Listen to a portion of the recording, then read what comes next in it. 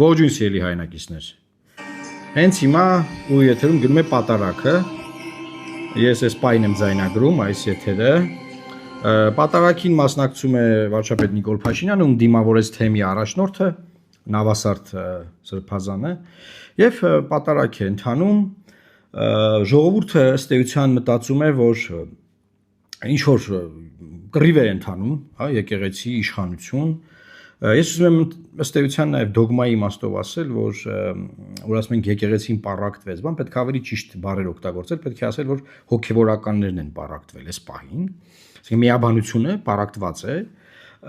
եւ դա ինչ է նշանակում, դա նշանակում է, որ պայքար կա, եւ ինչի մասին է այս պայքարը, ես ուզում եմ բացատրեմ այս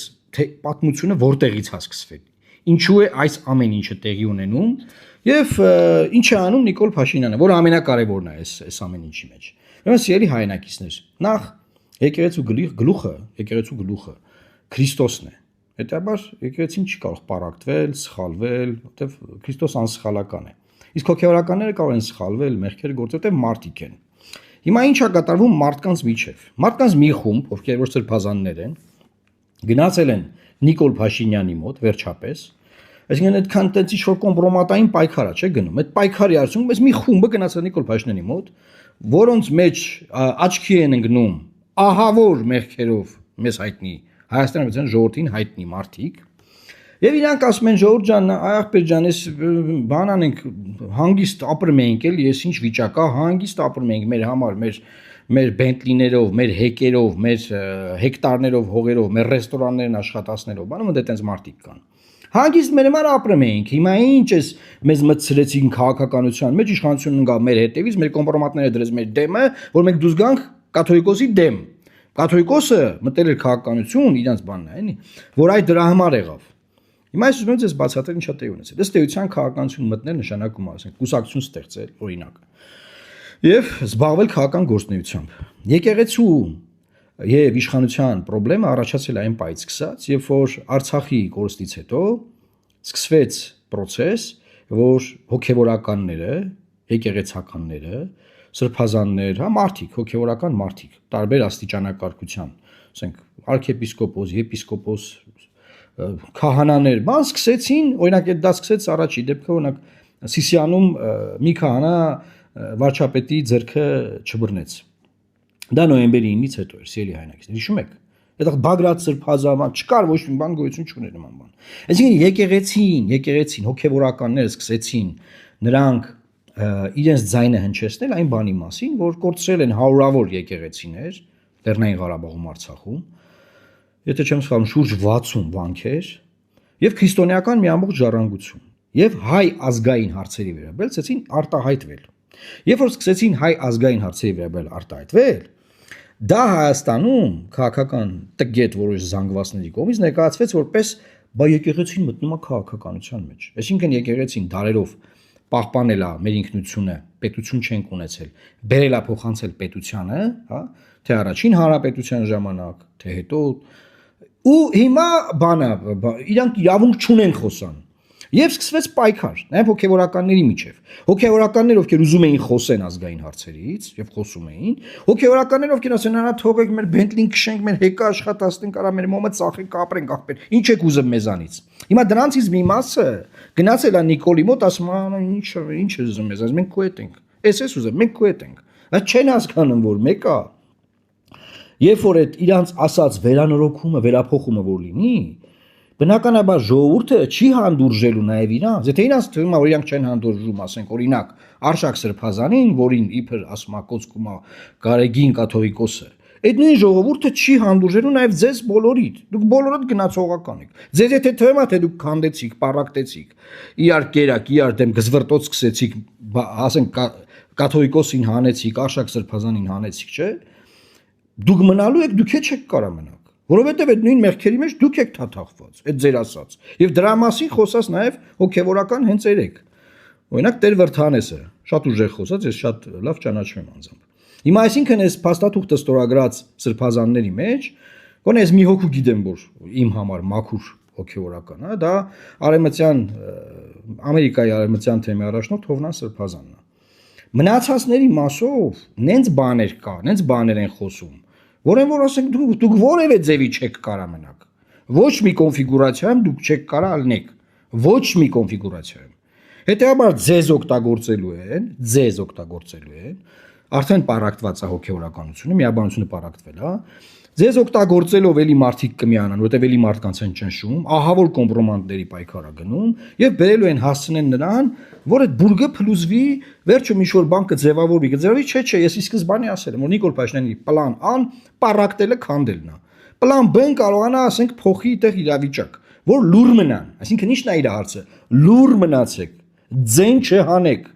որտեղ երբ որ Ալաշուքուր Փասազադեն խոսում էր ընդեղից, որևէ Հայաստանի իշխանավոր չասավ, արա դու մեր ներքին գործերին քեզ խառնում, դու քեզ արձագանքը մեր կրոնական համայնքի վերաբերյալ։ Հայաստանի որևէ իշխանավոր Ադրբեջանի կրոնական համայնքի կրոնական ինստիտուտի վերաբերյալ բան խոսացած կա։ Բան խոսացած կա որևէ աշխարհիկ իշխանավոր չկա։ Բայց որ ընդդեից խոսում են, պետք է Հայաստանը ասեր հոп, դուք իրավունք չունեք մեր ներքին գործերին խառնում եք։ Բայց քանի որ իրանց իշխանությունը կառուցված է Ալիևի բարի կամքի վրա, չէին կարա ձեն հանեն։ Հետևաբար նրան պատասխանող եկեղեցականների հետևից են գան նաև։ Էս էլ հաշվի առեք։ Այսինքն սա եւ ներքին process է, եւ արտաքին process է։ Այդ արտաքին մասը միանշանակ կա։ Հիմա իմ ասած ի՞նչն է ժողովուրդ։ Ես ուզում եմ մենք հասկանանք խնդրեմը որտեղից է եկել։ Հիշեք, խնդրեմը ոչ թե կերանայից որ քաղաքականությամբ հենց զբաղվում չկա տես բան։ Խնդրեմն դե է որ չի ուզում իշխանությունը, որ հոգեվորականները խոսք ասեն նրա մասին, որը ազգայինի մասին է։ Ասենք այսինքն դուք ցեղասպանությունը ուրանակ, որ 1.5 միլիոն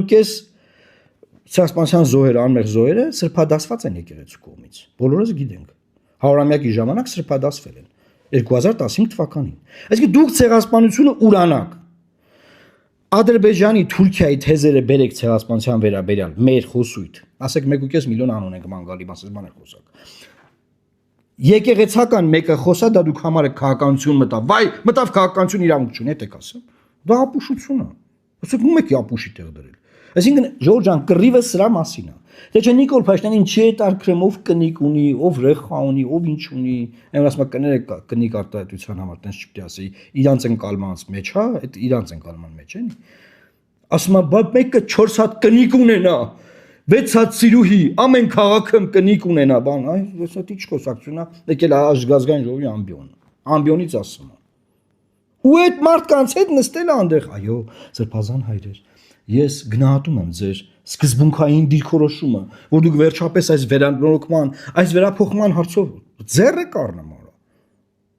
Հո իմ մարդ չենք, տենեմ եք, չէ ասենք ովքեր ում ես բերեն մոտը նստած է, նրանք ով են, դու ով ես, նրանք ով են։ Սախիտ գիտենք, չէ։ Հիմա այս իմաստով Ժորժ ջան, մենք պետք է հասկանանք, որ մեր դիրքորոշումը ինչը պետք է լինի, որ ցանկացած մեկը, որ Հայաստանի Հանրապետության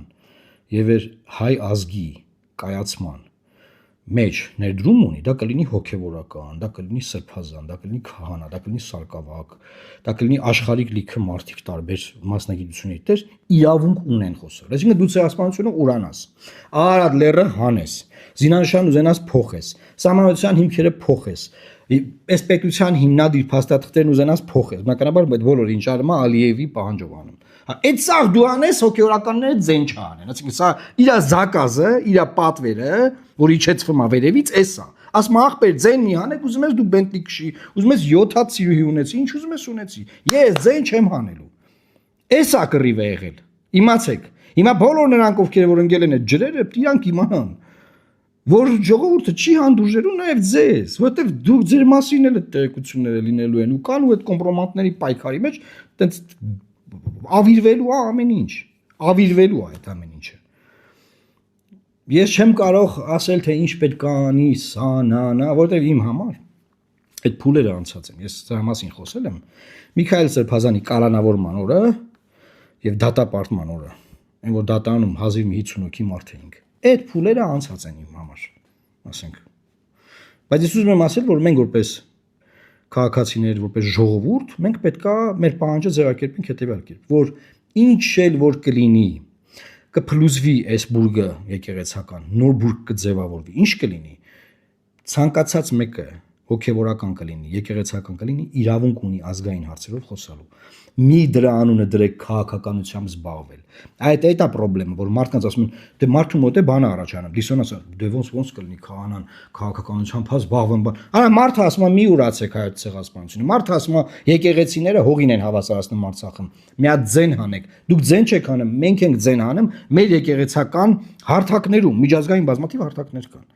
Բայց այդ որ միջազգային հարթակներում ձեն են հանում, Ալիևը Նիկոլին ասում է, այս չսկացան կողբերի,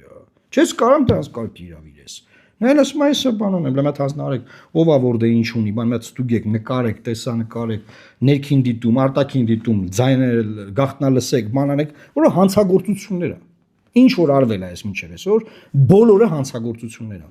Ոչ մի օր, ոչ մի անգամ Նիկոլը չի ասելու, որ դա ես եմ ասել, որ անեն։ Անողները դատվելու են։ Ինքը երբեք վիճ չի վեկալելու ու ասելու ես տես բան չեմ ասի, ես կուրսի չեմ։ Հրապարակվել է, սպրտվել է, մամուլը տպել է, չգիտեմ ով արել է, օ դու ես լսել, դու ես պատասխան, դու ես քեզ ասել եմ լսի։ Այսինքն իմացեք, բոլորը դրա համար պատասխան եք տանել։ Ովքեր որ մտել են այս